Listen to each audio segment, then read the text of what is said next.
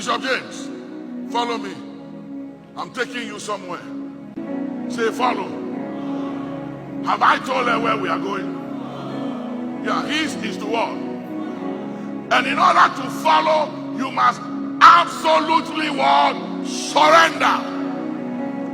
If you don't surrender fully, you can't follow.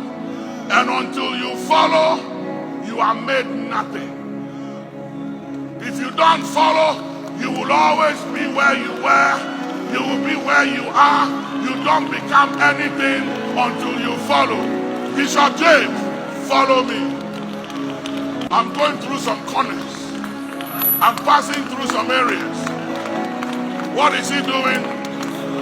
Have I told him where we are going? He's what?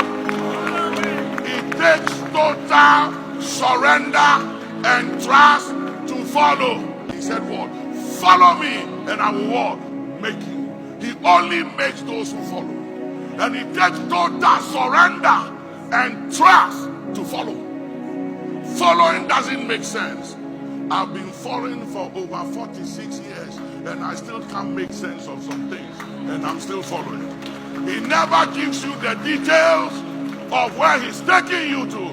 Moses was not told about the Red Sea. He wasn't told about Pharaoh and the armies and the chariots and the horses that will pursue him into the Red Sea. He didn't give him those details. He said, go bring my people. That's it. I will not give him the picture. I'm not giving him the whole picture. He just have to keep on following. And what does it take to follow? Total surrender and trust. He has to trust me that I know what I'm doing. Even if I slip and I fall, he has to continue to walk. Follow me and I will walk. I will walk. Only those who follow are made somebody. I'm passing.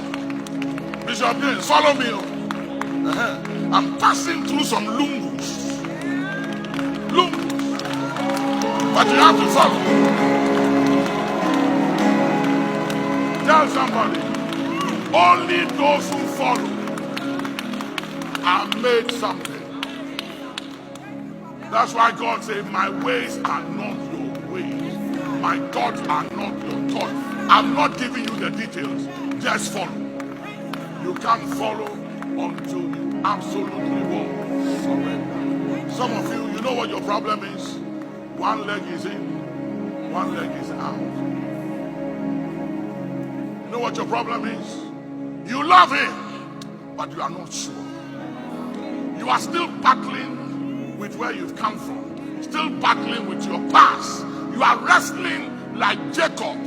Like Jacob. Wrestle with an angel all night long. The wrestling was between who he was and who he was about to become. And the only way he discovered his new identity and image was to what?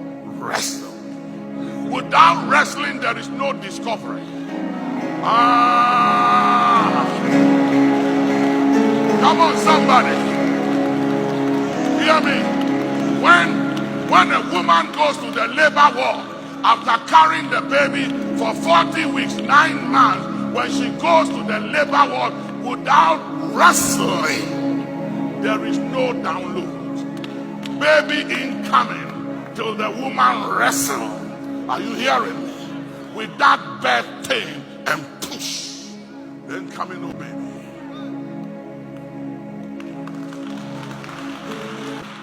Did you hear him complaining? What has he been doing? Keep following. Bishop James, preach for 5 minutes. Preach. Did I tell him he was going to preach? When he was following me, did I tell him the outcome? But I knew what I had in my mind. So Bishop James, preach. Acts chapter 16. The Bible says, Paul had a dream and saw a man say, "Come over to Macedonia and help us."